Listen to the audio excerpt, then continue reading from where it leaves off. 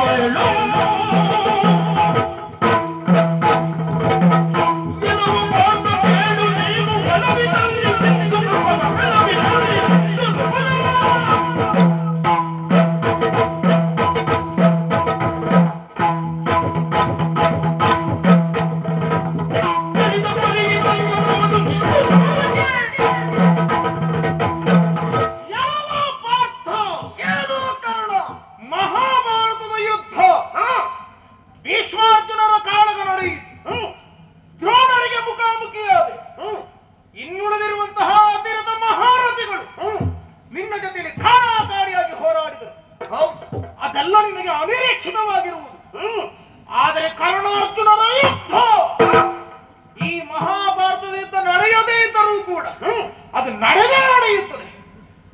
ನನ್ನನ್ನು ಕೊಲ್ಲುತ್ತೇನೆನ್ನುವ ಹಾಗೆ ನೀನು, ನಿನ್ನನ್ನು ಕೊಲ್ಲುತ್ತೇನೆನ್ನುವ ಹಾಗೆ ನಾವು. ಕರ್ಣನೋ ಅರ್ಜುನನೋ ಈ ಹಿಂದಿನಿಂದಲೂ ಪ್ರತಿಜ್ಞಾಬದ್ಧರಾಗುತ್ತಾ ಬಂದವರು. ಅದಕ್ಕಿಂತಲೂ ಮೊನ್ನೆಯಿಂದ ಪ್ರಾರಂಭವಾಗಿರುವಂತಹ ಯುದ್ಧದಲ್ಲಿ ನಾನು 10 ದಿನಗಳ ಪರ್ಯಂತರವಾಗಿ ಕಾಣಿಸಿಕೊಂಡದ್ದಿಲ್ಲ. ಆದರೆ ಆ ಬಳಿಕ ನಾನು ಈ ರಣಕ್ಷೇತ್ರದಲ್ಲಿ ಕಾಣಿಸಿಕೊಳ್ಳುತ್ತಿದ್ದರೂ ಈ ಬಗೆಯಲ್ಲಿ ನಾನು ಕಾಣಿಸಿಕೊಂಡುದಿಲ್ಲ. ಇದು ಹೊಸ ವೇಷ ಹೌದಲ್ಲ? ಹೌದು. ಹಾಗಾದ್ರೆ ಸೇನಾಧಿಪತಿಯಾಗಿ ನಿಮ್ಮ ಮುಂದೆ ಕಾಣಿಸಿಕೊಂಡಿದ್ದೇನೆ. ಹೆಚ್ಚೇನು, ಈ ಸ್ವಲ್ಪ ಹೊತ್ತಿನ ಮೊದಲು ನನ್ನ ಮಗನಾಗಿರುವಂತಹ ವೃಷಸೇನನನ್ನು ನೀನು ಕೊಂದು ಕಳೆದಿರುವಾಗ ಒಂದು ಹೊತ್ತಿನಲ್ಲಿ ದುಃಖ ಆವರಿಸಿರುವುದು ಸತ್ಯ.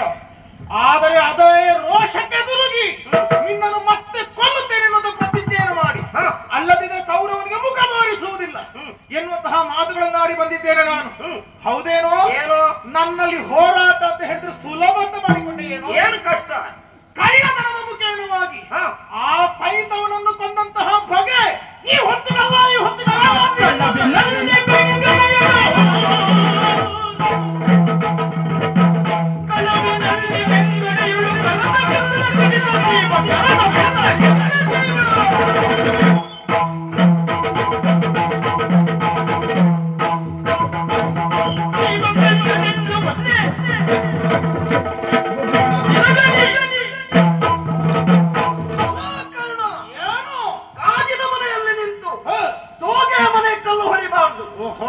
ನೀನಾರು ಸಂಭಾವಿಸಿದ್ದೇನೋ?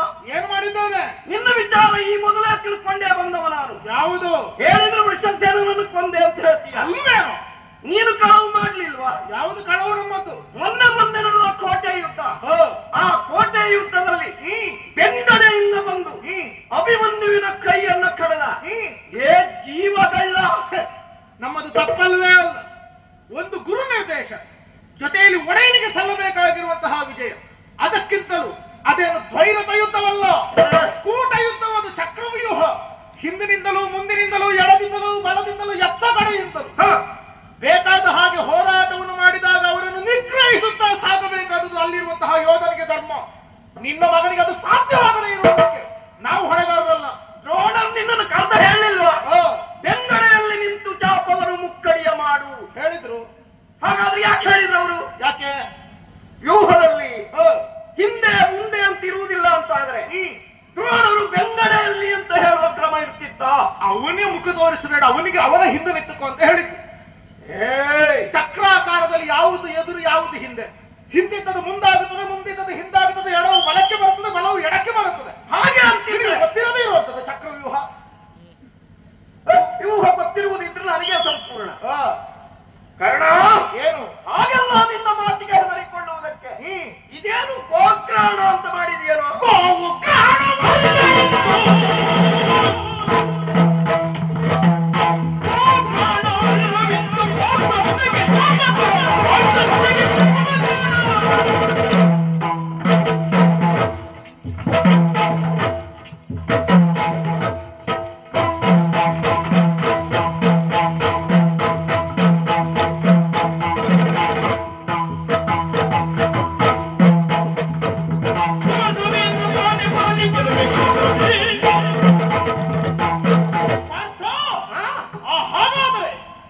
ವ್ಯೂಹದಲ್ಲಿ ಬಗೆಯಲ್ಲಿ ನನ್ನಲ್ಲಿ ಆರೋಪಿಸುತ್ತ ಸೈಂಧವ ಪ್ರಕರಣವನ್ನು ಉಲ್ಲೇಖಿಸಿದೆಯಲ್ಲ. ಹೌದೌದು, ಸೈಂಧವ ಪ್ರಕರಣದಲ್ಲಿ ಈ ಮಾಡಿದ ವಂಚನೆ ಆಗಿತ್ತು. ಹಾಗೆಂದು ನಾವಿಲ್ಲಿಯೂ ಕಳ್ಳತನವನ್ನು ಮಾಡಿದ್ದಿಲ್ಲ. ಸಾಧ್ಯವಾಯಿತಂತಾದ್ರೆ ನೇರಾನೇರಿಯವಾಗಿ ಹೋರಾಟವನ್ನು ಮಾಡಿದವರೇ ನಾವಿದ್ದೇವೆ. ಆ ಗೋಕರ್ಣದಲ್ಲೆಲ್ಲ ಓಡಿ ಹೋದವರಲ್ವ ನೀವು? ಗೋಗ್ರಹಣದಲ್ಲಿ ನಿಮ್ಮ ಅಂತಹ ಇರೋಧರಿಕೆಯನ್ನು ತಿಳಿಯುವುದಕ್ಕೋಸ್ಕರವಾಗಿ ನಾವು ಬಂದಿರುವಂತದ್ದು. ಮತ್ತೆ ಅಲ್ಲಿರುವಂತಹ ವಿರಾಟ ನಗರದಲ್ಲಿರುವಂತಹ ಗೋವುಗಳನ್ನು ಅಪಹರಿಸಿದ್ದು ನಾವಲ್ವೇ ಅಲ್ಲ. ಮತ್ತೆ ಅದು ವ್ಯಕ್ತಿಯೇ ಬೇರೆ. ಆ ಸುಶರ್ಮ ಅವನು ಭೀಮಸೇನರಿಂದಲೇ ಹತನಾಗಿ ಹೋಗಿದ್ದಾನೆ. ಕೌರವ ಸೇನೆಯನ್ನು ಹಿಡಿದುಕೊಂಡು ನಿಮ್ಮನ್ನು ಹುಡುಕುವುದಕ್ಕೋಸ್ಕರವಾಗಿ ಬಂದವರು. ಆ ಹೊತ್ತಿಗೆ ನೇರವಾದ ಯುದ್ಧದಲ್ಲಿ ನೀನು ಗೆದ್ದೀಯ? ಗೆದ್ದದ್ದಲ್ವಾ? ಗೆದ್ದದ್ದು ಹೌದಾ? ಮತ್ತೆ ಮನುಷ್ಯರ ಜೊತೆಯಲ್ಲಿ ಹೋರಾಟ ಮಾಡುವ ಹಾಗೆ ಮಾಡಬೇಕು. ಎದುರುಗಡೆ ನಾವು ಹೋರಾಟ ನಿಲ್ಲುತ್ತೇವೆ ಅನ್ನೋ ಹಾಗೆ ಎದೆ ಮುಂದೆ ಮಾಡಿಕೊಂಡು ಬರುವಾಗ ಏನೋ ಒಂದು ಕೃತ್ರಿಮ ಮಾಡುವುದು, ಒಂದು ಲಿಂಬೆ ಹಣ್ಣು ಬಿಸಾಡಿದ ಹಾಗೆ ಮಾಡುವುದು, ತಲೆ ಸುತ್ತು ಬರುವ ಹಾಗೆ ಮಾಡುವುದು, ಇಂಥದ್ದು ಯಾಕೆ ಬೇಕು ಹೇಳು? ನಾವು ಲಿಂಬೆ ಹಣ್ಣಿನ ಜನ ಅಂತ ತೀರ್ಮಾನ ಮಾಡಿದ್ದೇವೆ. ನೀ ಮಾಡಿದ್ದೆ ಅದು ಅಂತ ನೀ ತಿಳಿದುಕೊಂಡದಾದ್ರೆ ಏನು? ಸಂಮೋಹನ ಶರವನ್ನು ಹೂಡಿದೆ ನೀ. ಹೌದಾ? ನಿನ್ನ ಗುರುವಾಗಿರುವಂತಹ ಚಿತ್ರಸೇನ ನಿನಗದನ್ನು ದಯಪಾಲಿಸಿರುವವರು. ಹಾಗಾದ್ರೆ ಅಂತಹ ಗಾಂಧರ್ವ ವಿದ್ಯೆಯ ಮುಖೇನವಾಗಿ ನಮ್ಮನ್ನೆಲ್ಲರನ್ನು ಕಟ್ಟಿ ಹಾಕಿದೆ. ನಾವು ಮನುಷ್ಯರಿಗೆ ಸರಿಯಾಗಿ ಹೋರಾಟ ಮಾಡುವುದು ನಮ್ಮದೆಲ್ಲ ಅಂತ ಮಾಯಾ ಯುದ್ಧಗಳೆಲ್ಲ ನಮ್ಮದಲ್ಲ. ನಾವು ರಾಕ್ಷಸರ ಸಂತಾನದವರು ಅಲ್ಲ. ನಿನ್ನ ಹಿಂದೆ ಇದ್ದಾನಲ್ಲ ಒಬ್ಬಾತ, ಆ ದೇವವರ್ಗಕ್ಕೂ ಸೇರಿದವರು ನಾವಲ್ಲ. ನಿಮ್ಗೆ ಕೈ ತಿರುಗಿಸಿದ್ರೆ, ಕಾಲು ತಿರುಗಿಸಿದ್ರೆ, ಏನೆಲ್ಲ ಬೇಕಾದ ಹಾಗೆ ಯಾರೆಲ್ಲ ತಲೆ ತಿರುಗಿ ಬೀಳುವ ಹಾಗೆ ಮಾಡ್ಲಿಕ್ಕಾಗುತ್ತದೆ. ನಮ್ಮ ವಂಚನೆ ಅಲ್ವೇ ಅಲ್ಲ. ನಮ್ಮ ಹತ್ರ ಬಂದವರು ತಲೆ ತಿರುಗಿ ಬೀಳ್ತಾರೆ ಅಂತ ಗೊತ್ತಾಯ್ತಲ್ಲ ನಿನಗೆ. ಆದ್ರಿಂದಲೇ ಅದು ಆಗಬಾರದು ಎನ್ನುವ ಹಾಗೆ ನಾವು